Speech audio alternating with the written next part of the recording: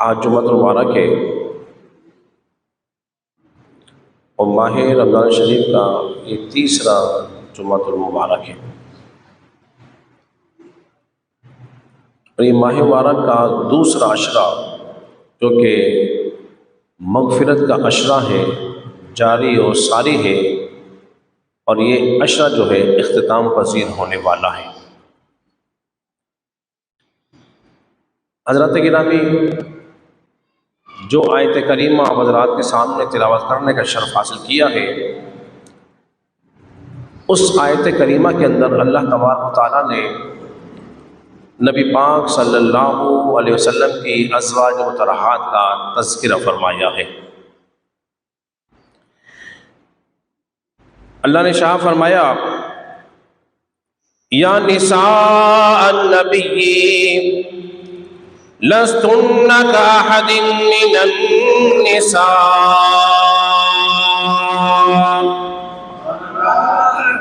जरा जोर से कह दीजिए ना। अल्लाह ताला इरशाद फरमा रहा है, नबी की बीवियों तुम आम औरतों की तरह नहीं हो। क्या फरमाया जा रहा है? तुम आम औरतों की तरह नहीं हो, तुम खास हो। क्यों? इसलिए कि तुम नबी की बीवियां जो हो, तुम्हें नबी की सोहबत हासिल है और ज़ौजियत का शर्फ हासिल है, इसलिए तुम आम नहीं हो, तुम खास हो। नबी पाक अलैहिस्सलातु वस्सलाम की अज़वाज मुतहहरात के अंदर एक बीवी का नाम है उम्मुल मोमिनीन हज़रत आयशा सिद्दीक़ा रज़ियल्लाहु ताला अन्हा का भी नाम आता है। आपके वालिद का नाम अबू बकर है और आपकी वालिदा का नाम उम्मे रुमान है। हिजरत से 2 या 3 साल कब्ल आपका निकाह हुआ मक्के के अंदर, और मदीने के अंदर आपकी रुखसती हुई है। मुर्रखीन और मुहद्दिसीन फरमाते हैं, निकाह के वक्त आपकी उम्र शरीफ कम थी। बाद रिवायत में आया था कि 6 साल, बाद में कहा कि 7 साल। जब आपकी रुखसती हुई तो उस वक्त आपकी उम्र कम व बेश 9 साल या 10 साल की उम्र थी। जब हजरत अबू तालिब का भी इंतकाल हो गया और उनके साथ साथ हज़रत खदीजतुल कुबरा रज़ियल्लाहु तआला अन्हा का भी इंतकाल हो गया, तो नबी पाक सल्लल्लाहु अलैहि वसल्लम बड़े गमगीन थे। तो हज़रत उस्मान गनी की बीवी खौला कहने लगी कि या रसूलल्लाह सल्लल्लाहु अलैहि वसल्लम, आप निकाह क्यों नहीं फरमाते? हालांकि आपके लिए तो कवारी बीवी मौजूद है और आप चाहे तो बेवा से कर ले। हुज़ूर सल्लल्लाहु अलैहि वसल्लम ने पूछा, बेवा कौन है? फरमाया सौदा है। पूछा कि कवारी कौन है? तो कहा हज़रत आयशा है। पूछा कौन आयशा? फरमाया आपके दोस्त अबू बकर सिद्दीक की बेटी आयशा।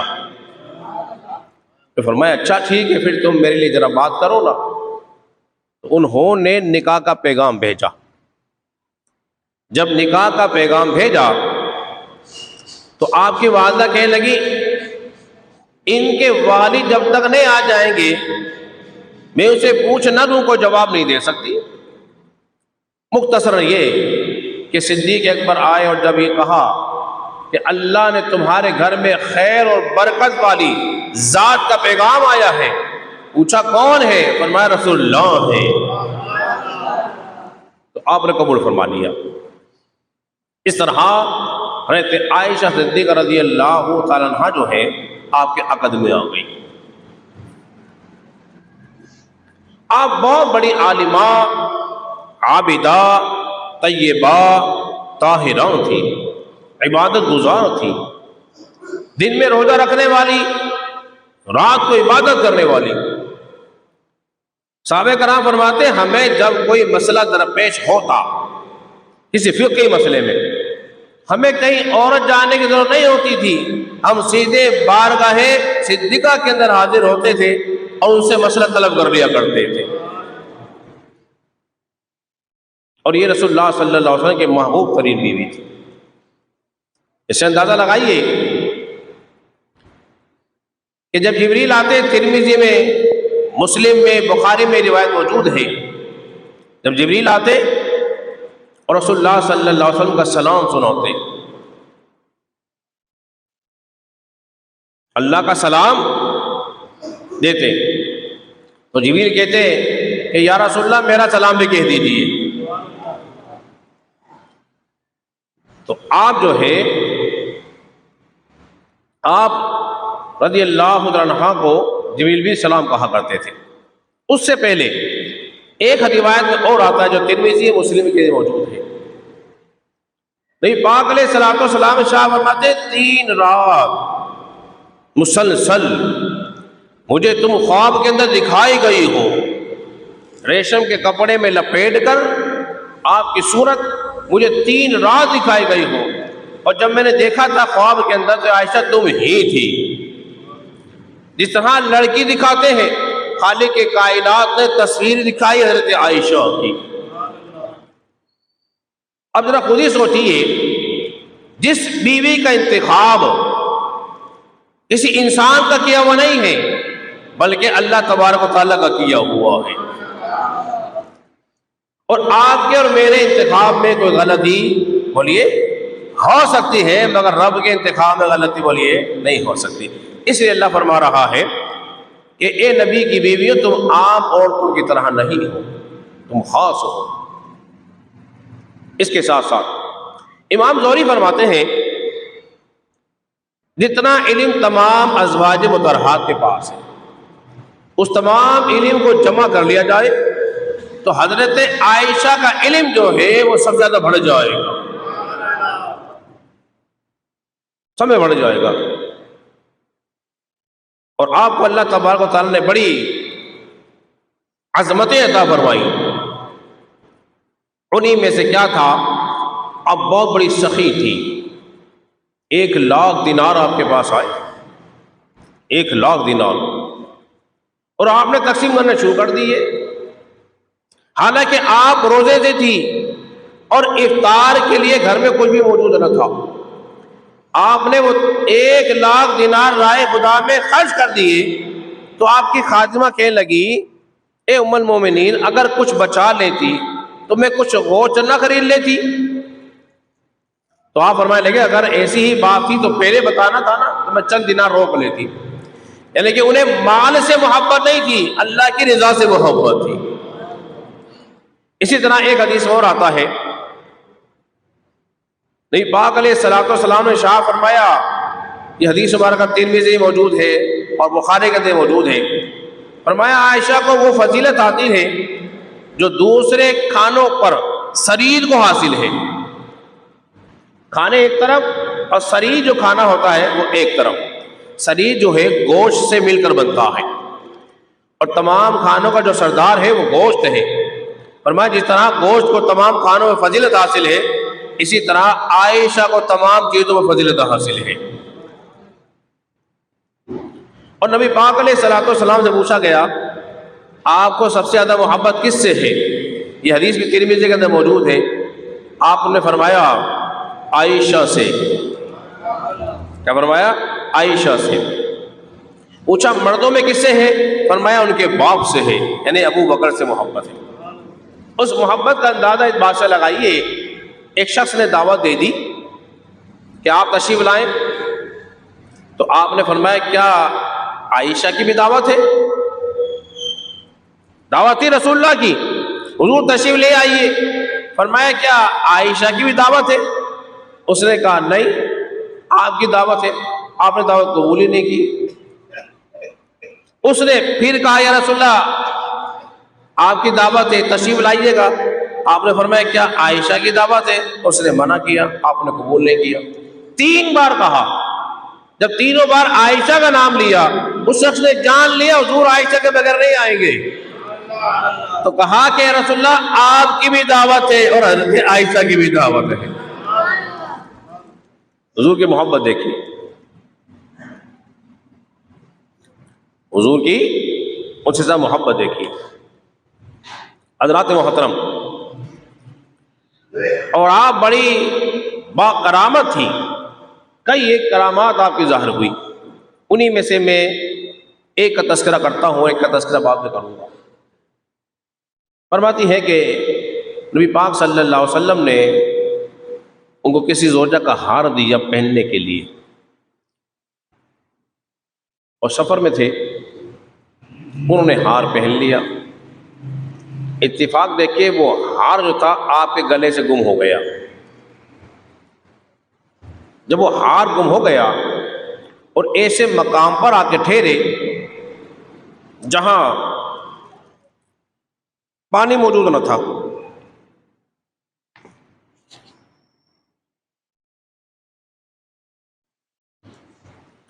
जहां पानी मौजूद न था,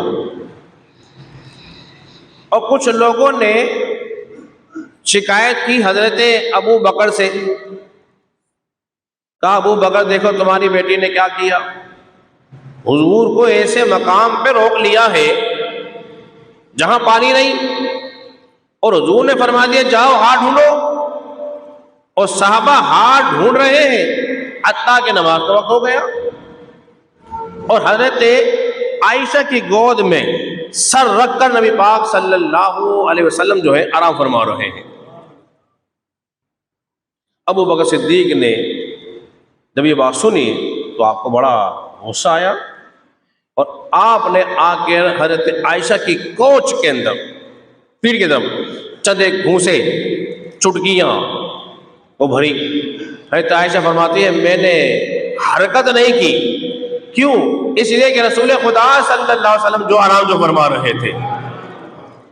एक तरफ वो मंजर है कि गारे हिरा के अंदर या गारे सौर के अंदर सांप जो है डस रहा है, अबू बकर हरकत नहीं कर रहे, और यहां अबू बकर ने अपनी बेटी को चुटकी भरी है या कुछ कहा है या कोई चीज मारी है, लेकिन हजरत आयशा हरकत नहीं कर रही, इसलिए कि रसूलुल्लाह उनकी गोद में तशरीफ फरमा है। उधर खुदा की देखिए, जब वक्त इतना हो गया और नमाज का वक्त हो गया, और सहाबा कराम ने अर्ज़ किया रसूलुल्लाह सल्लल्लाहु अलैहि वसल्लम नमाज का वक्त हो गया और पानी मौजूद नहीं, अब क्या करें? तो अल्लाह तबारक व तआला ने करम फरमाया। अल्लाह ने शाह फरमाया मा अनफत यमनमु सईदन तय्यबा, जब तुम्हें पानी ना मिले तुम तयम्मुम कर लो। अरे बोल दीजिए ना सुभान अल्लाह। जब तुम्हें पानी मुयस्सर ना हो तो तुम पाक मिट्टी से क्या कर लो? बोलिए तयम्मुम कर लो, तयम्मुम कर लो। अब ये उम्मत पे करम हो गया, उम्मत पर बोलिए करम हो गया, और हुआ किसकी वजह से था? सैयदा की वजह से हो गया। तो किसी ने कहा अबू बकर ये तेरी आल की पहली करामत नहीं है, इससे पहले भी हम पर करम होता रहा है। ये हज़रत आयशा सिद्दीक़ा रज़ियल्लाहु अन्हा है। बाद ने इस पर इतराज किया, अगर हुजूर को इल्मे गैब होता तो हुजूर बता देते कि हाथ कहाँ है, हुजूर ने क्यों कहा ढूंढो? उन्हें सिर्फ एक जाहिरी बात नजर आती है ढूंढने वाली, लेकिन उसकी हिकमत में निगाह नहीं होती। बोलिए अगर हुजूर बता देते कि हार ऊंट के नीचे है तो बताइए क्या आयत तयम्मुम नाजिल होती? बोलिए नहीं नाजिल होती। उम्मत पर जो करम होना था ये करम बोलिए नहीं होता। तो हुजूर का न बताना आपके इल्म न होने के दलील नहीं है, बल्कि हिकमत से भरा हुआ है, हिकमत से भरा हुआ है। इसी तरह एक और करामत आपकी,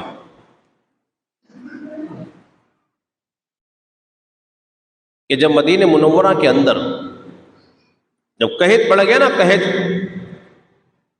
और लोगों ने कहा कि अब बारिशें नहीं हो रही, दुआएं भी की, खूब दुआएं की, लेकिन करम नहीं हो रहा, बारिश नाज़िल नहीं हो रही, तो लोग मजबूर होकर हज़रत आयशा सिद्दीक़ा रज़ियल्लाहु ताला अन्हा की खिदमत के अंदर हाजिर हुई।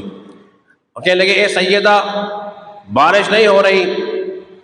आपने ये नहीं कहा मैं क्या करूं, बारिश नहीं हो रही, तुम भी दुआ करो, मैं भी कर रही हूं, ये तो अल्लाह की मर्जी है। आपने ऐसी बात नहीं की, परेशान हाल आए थे तो आपने फरमाया मैं तुम्हें एक वजीफा, एक नुस्खा बताती हूं, ये काम कर लो, फिर देखो बारिश हो जाएगी। पूछो भाई बताइए क्या करना है। फरमाया नबी पाक सल्लल्लाहु अलैहि वसल्लम के हुजरे के अंदर हुजरा बना हुआ है, उसमें एक सुराख कर दो, एक ताक बना दो, ताकि आसमान जो है वो कब्र रसूल की जियारत कर सके। आसमान जो है कब्र रसूल की जियारत कर सके। जब आसमान कब्र रसूल की जियारत करेगा, अल्लाह की रहमत नाजिल हो जाएगी। ऐसा ही हुआ, उन्होंने एक ताक बना दिया, बस जैसे ही आसमान ने कब्र रसूल की जियारत की, अल्लाह ने बारिश को नाजिल फरमा दिया, बारिश को वली नाजिल फरमा दिया। आज तक वो ताक जो है सब्ज गुंबद के ऊपर बना हुआ है। अरे सब ऐसा है कि नहीं है? और सब्ज गुंबद पर सबसे पहला जो रंग था ना, वो पीले रंग का था। कौन से रंग का था? पीला। फिर इसके बाद एक मुद्दत गुजरी, फिर इस पर सफेद हो गया, और अब कौन सा रंग है बोलिए? अब सब्ज रंग है, अब सब्ज रंग है। और यही आंखों का नूर है। हर आदमी जो है इस रंग को कुर्बान होने को तैयार है, इसलिए कि नबी पाक सल्लल्लाहु अलैहि वसल्लम के रोज़े मुबारक का जो रंग है वो सब्ज रंग है। हज़रत मोहतरम हज़रत आयशा सिद्दीक़ा रज़ियल्लाहु तआला अन्हा का मकाम और मर्तबा बहुत बुलंद व बाला है। इस बात से अंदाज़ा लगा लीजिए कि हज़रत आयशा सिद्दीक़ा रज़ियल्लाहु तआला अन्हा हुजरे में लेटी होती थी, हुजूर नमाज तहज्जुद अदा करते थे, तो अगर आपका हाथ या पैर आ जाता उसको सरका देते, हुजूर सजदा कर लिया करते थे। आप पर लोगों ने तोहमत लगाई, जो हजरत आयशा पे तोहमत लगाता है इस दौर के अंदर वो शख्स काफिर है, बेईमान है। क्या है? काफिर है और बेईमान है, दार इस्लाम से खारिज है। वाक़या कुछ यूं हुआ, उसको कहते हैं हदीस इफ्क। नबी पाक सल्लल्लाहु अलैहि वसल्लम की आदत करीमा ये थी, जब आप सफ़र में जाते ना तो आप कुर्रा अंदाजी करते, जिसका कुर्रा भी निकलता सफ़र में उस बीवी को साथ ले जाते। फरमाते हुस्न इत्तफाक देखिए, जब कुर्रा अंदाजी की गई तो उसमें कुर्रा जो निकला हज़रत आयशा का निकल आया। आपने हज़रत आयशा को साथ ले लिया, हज़रत आयशा को साथ ले लिया, और हुजूर को उनसे इतनी मोहब्बत थी। फरमाती है जब मस्जिद नबवी के अंदर, बुखारी से बता रहा हूँ, हबशी तलवारें लेकर करतब दिखा रहे थे, खेल खेल रहे थे, तो आपने हज़रत आयशा से फरमाया, आयशा क्या तुम इन हबशियों का खेल देखोगी? आपने कहा हाँ। तो फरमाती है हुजूर की पीछे पीठ पर छुप कर आप उनका खेल देखते रही और हुजूर को दिखाते रहे जब तक आपका जी चाहा। और हुजूर की मोहब्बत का अंदाजा इस बात से भी लगा लीजिए कि जहां से हजरत आयशा पानी पीती थी, बर्तन के जिस कोने से, रसूलुल्लाह सल्लल्लाहु अलैहि वसल्लम भी वहीं मुंह लगा के पानी पिया करते थे। जहां से हजरत आयशा हड्डी को चूसा करती थी, नबी पाक सल्लल्लाहु अलैहि वसल्लम भी वहीं मुंह लगा के उस हड्डी को चूसा करते थे। हदीस इफ्क में आपके सामने बयान कर रहा था, जब सफ़र में थे तो हज़रत आयशा भी साथ थी। फरमाती है मैं जब एक सफ़र में थी, काफिला किसी इलाके में रुका, जब रुका ना, वो मेरे गले वाला हार जो मेरे गले में था वो गिरा, मैं उसे तलाश में निकल पड़ी। जब हार मिला मुझे कज़ाए हाजत पेश आ गई, मैं उसके लिए चली गई। जब वहां से फारिग होकर आई तो काफिला जो था वो चल चुका था और उन्होंने मेरा ऊंट जो था, उसको हवज बना हुआ होता है जिसमें पालान डाले जाते हैं बैठने की जगह, उसको उठाया और ऊंट के ऊपर रख दिया। चूंकि मैं जवान उम्र थी तो इसलिए उनको उठाने का अंदाजा ना हो सका कि मैं उस हवज के अंदर हूं कि नहीं हूं। उन्होंने रख दिया और चल दिया। बाद में जब मैं वहां से वापसी आई, मैंने देखा कि काफिला तो जा चुका है। अब मैं बैठ के इंतजार करने लगी कि शायद वो मुझे ना पाए, दोबारा लौट कर आए। परंतु इसी असना में मुझे नींद आ गई और मैं सो गई। पीछे एक साहबी रसूल थे, मज़ऊन बिन मुअत्तल जिनका नाम था, वो पीछे आ रहे थे। उनकी ड्यूटी थी अगर वो पीछे रह जाए, कोई सामान या कोई और रह जाए, उसको अपने साथ ले आए। फरमाते हैं कि फिर रात हो गई और उन्होंने जब मुझे देखा तो पढ़ा इन्ना लिल्लाहि व इन्ना इलैहि राजिऊन। मेरी आंख खुली। जब आंख खुली तो उन्होंने मुझे देख लिया, मैंने अपना आप को छुपा लिया कि वो मुझे हिजाब की आयत नाजिल होने से पहले मुझे देख चुके थे। फरमाते हैं उन्होंने मुझे अपने ऊंट पे बिठाया और ऊंट की मुहार को थाम के आगे आगे चलने लगे। हज़रत आयशा कहाँ है बोलिए?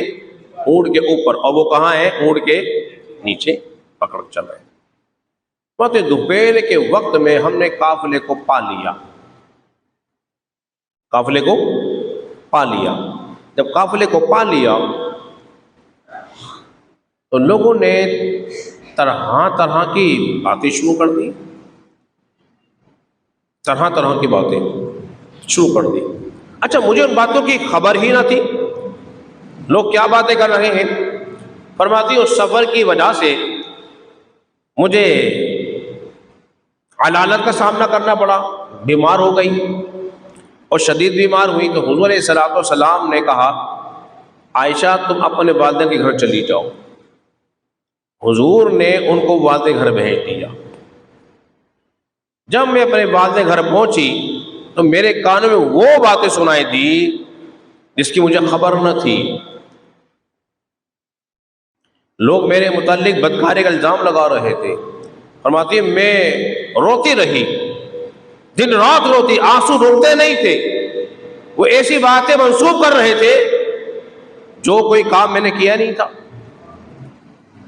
और नबी पाक सल्लल्लाहु अलैहि वसल्लम ने भी कुछ वक्त के लिए उस पर खामोशी इख्तियार की। खामोशी का फायदा उठाते मुनाफिकीन ने इल्जाम लगाना शुरू कर दिया कि माज़ अल्लाह आप पर तोहमत का इल्जाम लगा दिया। नबी पाक सल्लल्लाहु अलैहि वसल्लम ने मशवरा किया अपनी अज़वाज मुतहहारात से, जरा तुम बताओ आयशा के बारे में। तो अज़वाज मुतहहारात जो थी कहने लगी, या रसूलुल्लाह सल्लल्लाहु अलैहि वसल्लम हमने हमेशा उन्हें पाक दामन पाया है। क्या पाया है? पाक दामन पाया है। उम्र छोटी है, बस इतना हमने जरूर देखा है, वो आटा गूंद रही होती है कि गूंदते गूंदते काम करते करते सो जाती है और बकरी आके उनका आटा खा जाती है। बस इतना हमने देखा है, इसके अलावा कुछ हमने नहीं देखा। नबी पाक सल्लल्लाहु अलैहि वसल्लम ने उससे पहले आयत कुरान नाजिल होने से पहले आपने फरमा दिया था, वल्लाहि इला अहली खैरा, अल्लाह की जात की कसम मैं अपनी बीवी में सिवाय खैर के कुछ और नहीं देख रहा हूं। सिवाय खैर के कुछ और नहीं देख रहा। तो फिर अल्लाह तबारक व तआला ने 18 आयतें हजरत आयशा की शान के अंदर नाजिल फरमा दी थी। 18 आयतें अल्लाह तबारक व तआला ने नाजिल फरमाई और उनको मुंह तोड़ जवाब दे दिया, जालिमो जो तुम बात कह रहे हो वो नहीं है, इसलिए उस बात की शहादत जो है खालिक के कायनात शाह फरमा रहा है। अब देखिए जरा, हजरत यूसुफ पे तोहमत लगी, छोटे बच्चे ने गवाही दी। बीवी मरियम पे तोहमत लगाई, हजरत ईसा गोद में बोल पड़े, मगर यहाँ रसूलुल्लाह सल्लल्लाहु अलैहि वसल्लम की बीवी का मामला था। अब ना बच्चा बोलना है, ना किसी पत्थरों ने गवाही देनी है, बल्कि उसकी गवाही तो खालिक कायनात ने देनी है। तो उनकी पाकी का खुदाए पाक करता है बयान, आया तत्हीर से जाहिर है शाने अहले बैत। उनकी पाक अल्लाह ने बयान की। और एक बात और बड़ी नफीस बात, खालिक के कायनात ने रसूलुल्लाह सल्लल्लाहु अलैहि वसल्लम के जिस्म पर मक्खी बैठने नहीं दी। अरे गौर कीजिए, बड़ा भारी जुमला कह दिया, समझो फिर कह रहा हूं। अल्लाह ने ये गवारा नहीं किया कि हुजूर के जिस्म पर मक्खी भी बैठे, तो कोई बदकारा आपके अकद में कैसे आ सकती है? कोई बदकारा आपके अकद में बोलिए नहीं आ सकती। अगर आप कोई इल्जाम लगाए, अब कोई इल्जाम लगाए, तो इल्जाम लगाने वाला अपनी माँ पे इल्जाम लगाएगा। वो अज़वाजुहु उम्महातुहुम, नबी की बीवियां जो है मोमिनों की माँ है, और अपनी माँ पे इल्जाम जो है ना हलाले नहीं लगाता, हरामी लगाता है। उन पे इतराज कौन करेगा? बोले हलाली नहीं करेगा, हरामी करेगा। तो वो ऐसी पाक दामन बीवी फरमाती हैं, मुझे 10 खुसूसियत ऐसी हासिल हैं जो मेरे अलावा किसी और को हासिल नहीं हो सकी। अब आखिरी हिस्से में मैं अपनी गुफ्तगू के आपकी चंद खुसूसियत बयान कर देता हूँ। फरमाते हैं, मुझे यह खुसूसियत हासिल है कि मेरे माँ और बाप दोनों मुहाजिर हुए, किसी और बीवी के वालिदैन मुहाजिर नहीं हो सके। फरमाती है, दूसरी खुसूसियत यह हासिल है, जिस बर्तन से रसूलुल्लाह सल्लल्लाहु अलैहि वसल्लम गुस्ल किया करते थे, उसी बर्तन से मैं भी गुस्ल किया करती थी। भाई जाहिलों ने यह कहा कि देखो हदीस में लफ्ज आए हैं, हुजूर और हज़रत आयशा एक ही बर्तन से नहा लिया करती थी। अब उनकी जहालत देखिए, जी हालत समझा देता हूँ। हदीस में जो लफ्ज आए ना वो ये कि रसूलुल्लाह सल्लल्लाहु अलैहि वसल्लम और मैं एक ही बर्तन से गुस्ल कर लिया करते थे। इसका मतलब नहीं कि साथ गुस्ल करते थे, इसका मतलब ये नहीं है, बोलिए क्या है, इसका मतलब ये नहीं है। गिलास रखा है बेटा, यहाँ पर गिलास रखा है ना, कहाँ रख दिया उसको? देखो जरा गिलास, समझानी है बात, उठाओ गिलास कहाँ रखा है?